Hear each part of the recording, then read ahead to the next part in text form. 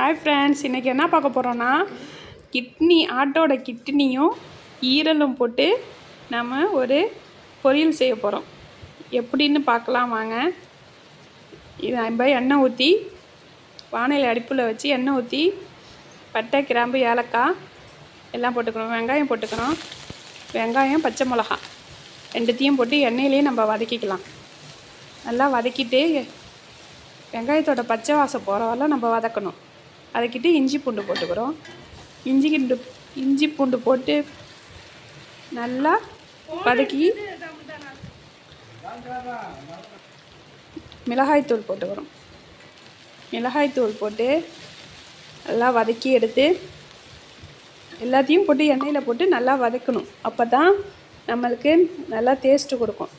மஞ்சள் தூள், ஜீரகத்தூள், பெப்பர் தூள் எல்லாம் போட்டு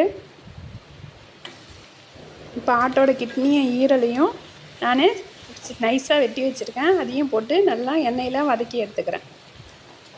நல்லா வதக்கி எடுத்துட்டு இப்போ பாருங்கள், நான் கொஞ்சம் கிரேவி பக்குவத்தில் தான் செய்கிறேன். அப்போ தான் நல்லாயிருக்கும்.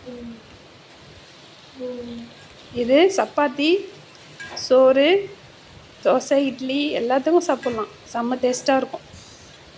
இந்த அளவு நல்லா எண்ணெயில் கிண்டி எடுத்துக்கணும். அப்போ தான் அது பச்சை ஸ்மெல் போய் அதோட டேஸ்ட்டு நல்லா சூப்பராக இருக்கும். இப்போ நம்ம உப்பு போட்டுக்கலாம். உப்பு போட்டோன்னே கொஞ்சம் தண்ணி விடும். நம்ம இதில் தண்ணியே ஊற்ற வேண்டியதில்லை, கொஞ்சம் கூட அதுலேயே தண்ணி விடும். நல்லா கிண்டி இப்போ நான் தக்காளி பேஸ்ட்டு கொஞ்சம் அரைச்சி வச்சுருக்கேன். அதனால் தக்காளி பேஸ்ட்டு நான் இந்த பக்குவத்தில் ஊற்றி பாருங்கள், நான் தக்காளி பேஸ்ட்டு எடுத்து ஊற்றிக்கிறேன்.